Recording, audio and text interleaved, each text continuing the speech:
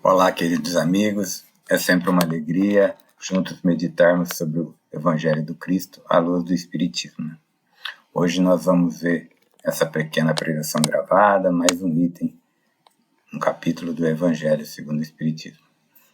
Antes de iniciarmos propriamente com o tema, vamos a uma pequena prece para estarmos em sintonia com mais facilidade de compreensão.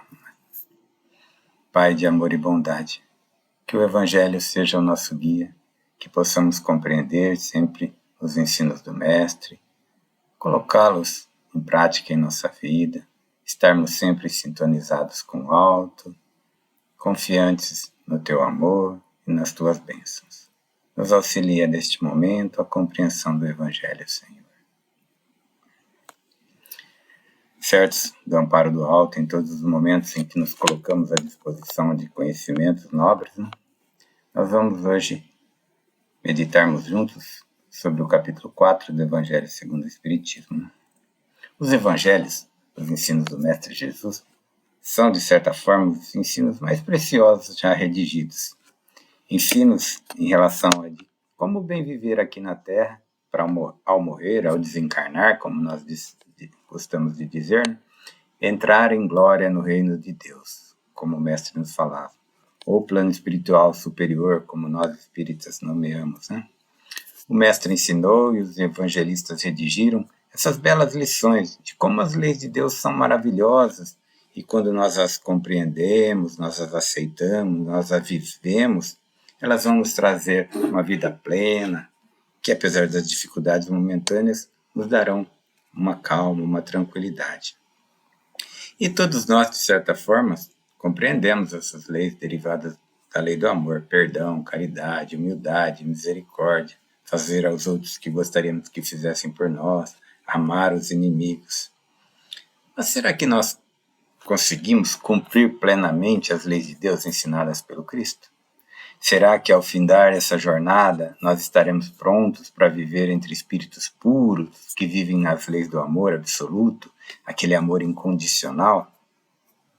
Sabemos, para a grande maioria de nós, que essa resposta é negativa. Não estamos ainda habilitados para viver entre os anjos.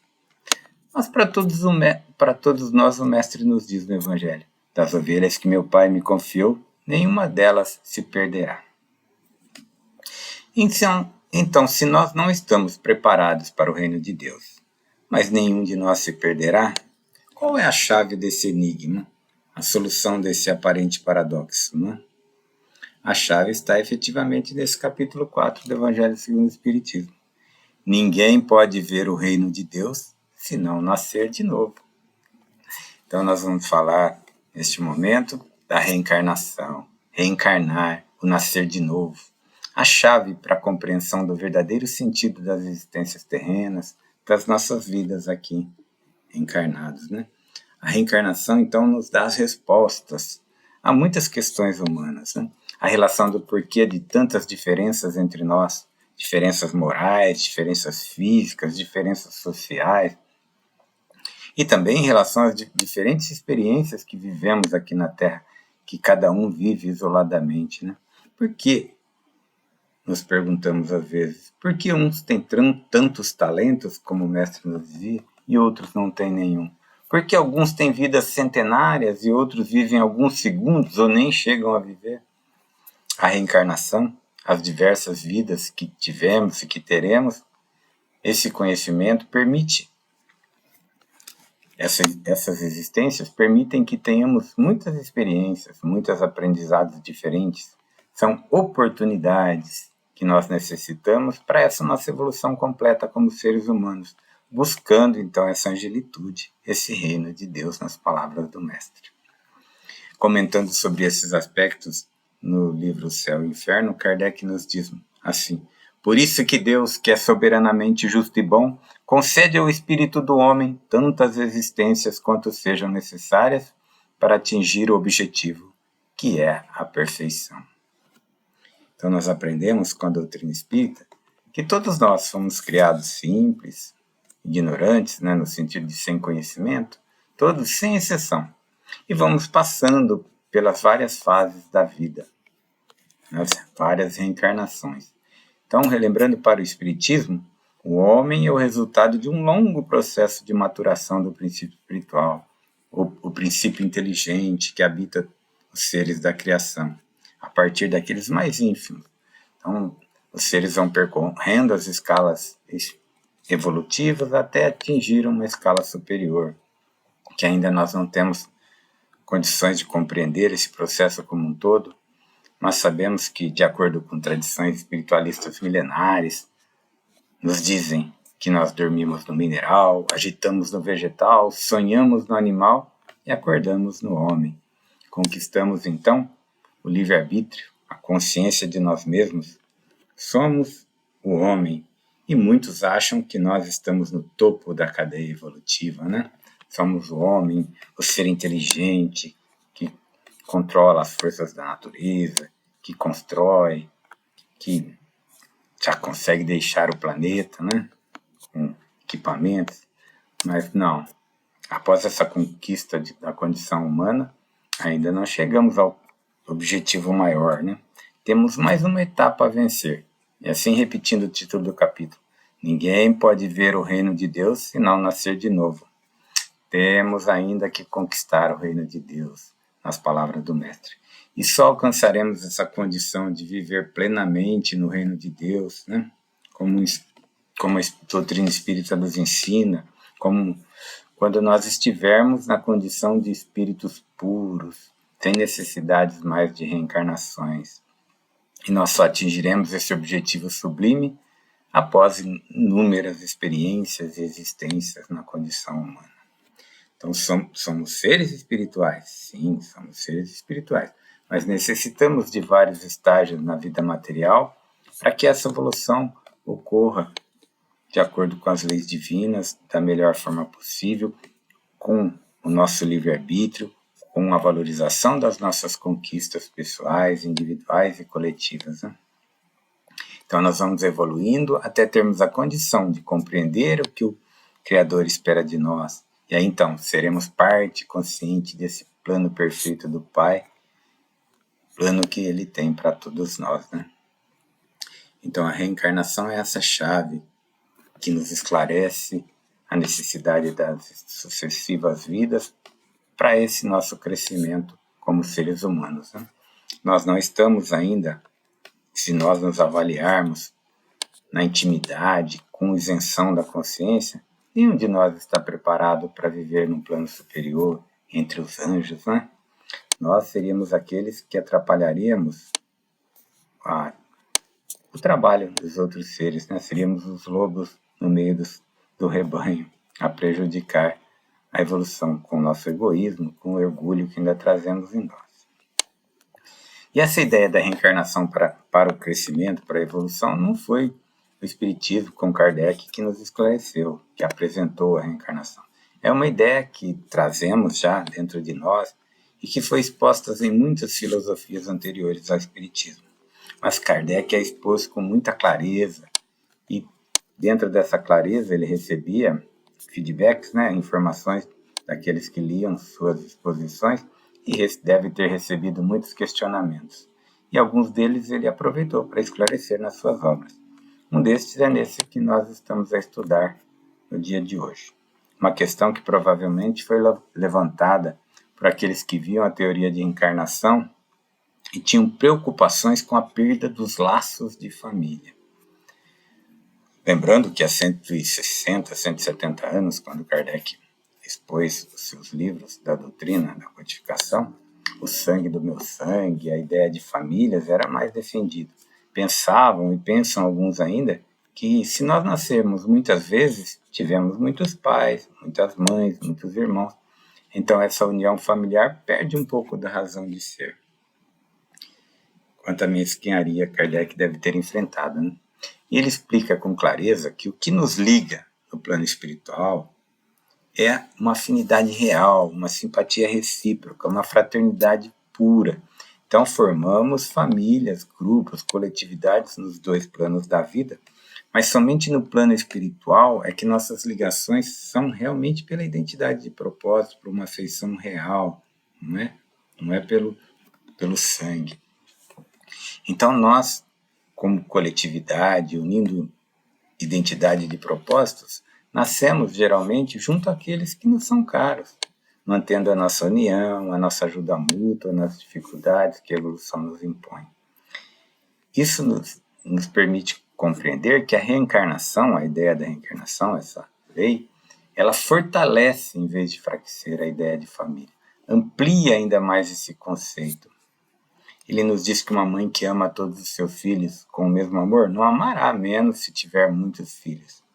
Explica também que o fato de o homem ter várias encarnações não se segue que ele encontrará no mundo espiritual 10 pais, 10 mães, 10 esposas, inúmeros filhos. Ele reencontrará sempre os mesmos que são objetos da sua afeição, que formaram laços de amor, de afinidade, sobre títulos diferentes, pai, filho, avô, mas ou às vezes sobre o mesmo título, nasce muitas vezes como filho, como pai, como mãe. Então essa família se torna ainda mais coesa, mais firme com a lei de reencarnação. Se nós tivéssemos uma única vida, se nós fôssemos criados ao mesmo tempo, corpo e alma, não existiria nenhum laço anterior com a nossa família, só aquela ligação momentânea na concepção. Né? O pai e a mãe, até aquele momento, seriam estranhos para nós, né? Mas não é assim. Muitas vezes eles já nos amavam, já estavam ligados a nós, já escolheram serem nossos pais, já nos programamos juntos. Essa união se fortalece ainda mais a cada vez que reencarnamos em conjunto, né? Então esse conceito de família vai se ampliando, ela cresce também até que nós possamos chegar a uma condição de um amor universal, formarmos uma única família humana. Né? Outro ponto que nos leva a analisar no tema que nos foi proposto hoje é alguns encaram a necessidade de reencarnação sempre como uma punição. Só reencarnamos porque erramos e temos que resgatar. Mas não é assim. A reencarnação é uma condição inerente a essa nossa necessidade de progredir como espírito. Poderíamos dizer que é uma metodologia da evolução. Então, pode sim haver as chamadas expiações, aqueles que reencarnam de certa forma para expiar seus erros. Mas não é a grande maioria. Nos falam que essa é uma condição mais rara. Né? Na Gênesis nós temos assim: à medida que o espírito progride materialmente, ele se desmaterializa, isto é, se subtrai à influência da matéria, se purifica, sua vida se espiritualiza, suas faculdades, suas percepções se ampliam, e sua felicidade estará na razão do progresso realizado. Mas eles nos explicam, se em virtude do nosso livre-arbítrio, por nossa negligência, por má vontade, nós retardarmos esse progresso, as encarnações aí sim podem se tornar uma punição, mas não propriamente por culpa, né? Mas porque nós temos que sempre recomeçar a mesma tarefa, né? Permanecemos sempre com aquelas mesmas dificuldades, isso se torna cansativo, penoso, né? Então depende de nós, como espíritos, abreviarmos a duração de nossas encarnações mediante o nosso trabalho de purificação de nós mesmos, né, do nosso esforço de crescimento espiritual. Então a finalidade da reencarnação é sempre o progresso. E eles nos explicam que não há retrocesso. O que a alma adquiriu no campo do espírito, como amor, fraternidade, inteligências, capacidades de compreensão, capacidade de perdão, isso nós não perdemos, né? Podemos renascer na Terra em situações sociais diferentes, em condições mais difíceis, materialmente falando, até fisicamente, mas o que nós já adquirimos espiritualmente, isso pertence ao nosso patrimônio de conquista pessoal, é intransferível e permanente, eles nos dizem. O livro dos Espíritos nos diz mais assim: os espíritos podem permanecer estacionários, mas nunca retrogradam. Sua punição, pois, é a de não avançar, de ter que recomeçar as existências mal empregadas no meio que convém à sua natureza. Kardec faz essa pergunta, né, para um melhor esclarecimento ainda. A encarnação é uma punição? Apenas os espíritos culpados estão sujeitos a ela? E a resposta de São Luís é bem clara, né? Ele nos diz que a reencarnação é necessária para que o espírito passe pela vida corporal e possa cumprir os desígnios de Deus. É também necessária porque a atividade que são obrigados a desempenhar ajudam no desenvolvimento da inteligência, né? Ele nos diz assim: Deus, soberanamente justo, age igualmente com todos os seus filhos. Dá a todos o mesmo ponto de partida, a mesma aptidão, as mesmas obrigações a cumprir, a mesma liberdade de ação. Todo privilégio seria uma preferência e toda preferência seria uma injustiça. Ele nos diz mais, né, que a encarnação é um estado transitório. É como se fosse uma tarefa que Deus nos impõe numa estrada de evolução para que nós possamos provar o uso que teremos do nosso livre-arbítrio, né? Então, quem cumpre sua tarefa com zelo, transpõe rápido e menos pesosamente os primeiros graus de iniciação. Gozam mais cedo do fruto de seus trabalhos. Aqueles, ao contrário, que fazem um mau uso da liberdade que Deus lhes concede, retarda seu progresso e podem prolongar indefinidamente a necessidade de reencarnar. É aí que a reencarnação torna-se um castigo. Então, para comparação, Kardec nos podemos compreender, e Kardec mais ou menos nos faz essa comparação, que é como um estudante. Nós só chegamos a um grau maior de conhecimento, de ciência, a um grau maior de escolaridade, depois que nós tenhamos percorrido todas as séries, todas as classes, como era antigamente nós falamos, que conduz a um outro grau de conhecimento, né? E essas classes, seja qual for o trabalho que exijam, são um meio de se chegar a esse fim, que é o nosso conhecimento, e não uma punição. Então, um estudante laborioso abrevia a sua caminhada, encontra menos espinhos. Aquele outro que é mais negligente, preguiçoso, às vezes tem que repetir certas classes. Não é o trabalho da classe que é uma punição, mas a obrigação de recomeçar aquele mesmo trabalho. Bem, sabemos então que a reencarnação vai nos dar a oportunidade de termos muitas experiências, de compreendermos as dores dos nossos semelhantes, passaremos por dores similares, seremos provados na nossa fé, na nossa capacidade de realização, mas estaremos sempre amparados, assistidos por aqueles que nos amam, que reencarnam conosco ou que estão nos apoiando do plano espiritual. Então, a reencarnação sempre será uma grande oportunidade e nós temos que valorizá-la sempre, né? Eu trouxe um pequeno exemplo de necessidade de reencarnação. O texto se chama Posições, né? E lá, um amigo espiritual nos disse que há muito tempo atrás compareceram ao tribunal divino 2 homens recém-chegados da Terra. Um trazia o sinal da muleta, das dificuldades físicas que tivera na Terra. O outro trazia o sinal da coroa que ostentara como rei entre os homens. Ambos iriam fazer uma prova de humildade para seguir seus caminhos. Um estava pesado, preso aos sentimentos inferiores. O outro estava leve, poderia subir aos mundos superiores. Diante desse julgamento, inconformou-se o primeiro. Cadê a justiça divina? Eu fui mendigo paupérrimo, tive todas as dificuldades possíveis, e ele foi rei. Como ele pode subir e eu ficarei estagnado? Enquanto eu passei fome, ele estava em banquetes. Enquanto eu esmolava na rua, ele vivia em carruagens de luxo. Enquanto eu estava nu, ele tinha mantos dourados. O antigo rei baixou a cabeça em humildade, em silêncio, mas o espírito de luz que representava o Senhor assim falou.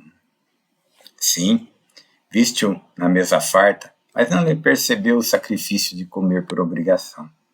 Sim, ele teve carros suntuosos, mas não pôde ver a agonia da dor e os problemas dos súditos que ele devia assistência e via no seu caminhar. Ele usava o manto dourado e festivo, mas sempre com o interior cinzento e triste, por ver as grandes dificuldades insolúveis do poder. Viste entre os grandes da terra, mas não sabes quanta hipocrisia e ingratidão ele sentiu dentro de seu coração, tendo que sorrir. Além disso, na posição de soberano da terra, ele poderia ferir e não feriu, humilhar e não humilhou, prejudicar e não prejudicou. Tu, na situação de mendigo, não foste lançado a semelhantes provas de tentação. O ex-monarca, diante daquele companheiro triste, recebeu seu passaporte para planos mais altos. Agora, sozinho com o amigo espiritual, banhado em lágrimas, perguntou então o ex-mendigo: e agora, que será de mim? Sensibilizado, o amigo angélico envolveu em seus braços e informou: agora renascerás na terra e serás rei. Assim vemos que todos passaremos por todas as experiências necessárias ao nosso crescimento, sejam experiências dolorosas ou não tão dolorosas, experiências de compromissos morais ou experiências de compromissos mais de humildade, físicos, sofrimentos físicos, né? E para nós concluirmos o nosso tema, para pensarmos um pouco mais, algumas pessoas que já entendem a necessidade de reencarnação, compreendem que elas servem para o nosso crescimento, podem pensar assim: já que eu terei muitas vidas, vou deixar as reformas para a próxima. Né? Terei outras oportunidades, não preciso me reformar nesse momento. A estes nós lembramos: mais será cobrado daquele que mais tem. Não devemos cultivar expiações para a próxima, né? Devemos cultivar virtudes e aí nós colheremos sempre bênçãos nesta vida e nas vidas futuras. E outro ponto para pensarmos é: não nos preocupemos em demasia com o que fomos, que nomes e títulos tivemos, com que nomes e títulos renasceremos. Todos nós passaremos por infinitas experiências, de todos os tipos e formas necessárias da nossa evolução. E nesse sentido, o mais importante é o agora. Né? É este momento. O que estamos fazendo dessa oportunidade que Deus nos concedeu? Façamos este momento da nossa existência, essa vida, valer a pena.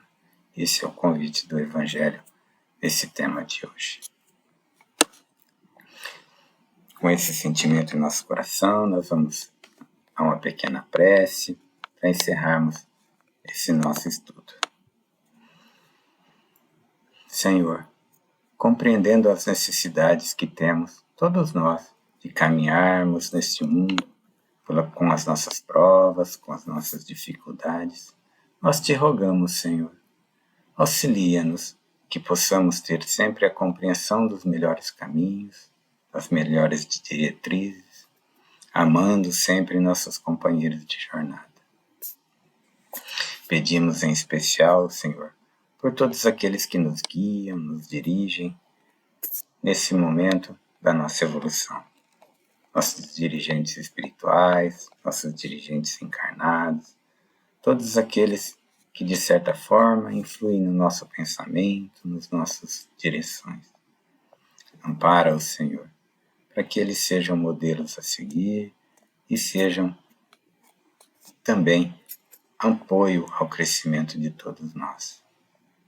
Pedimos por nossos familiares, por nossos amigos que caminham conosco nesse momento evolutivo.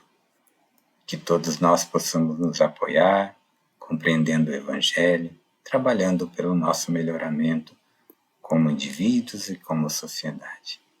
Nos ampara nesse propósito, Senhor. Que as tuas bênçãos envolvam a todos nós. Agradeço a todos por estarem ouvindo essa preleção. Que o Pai esteja conosco hoje e sempre.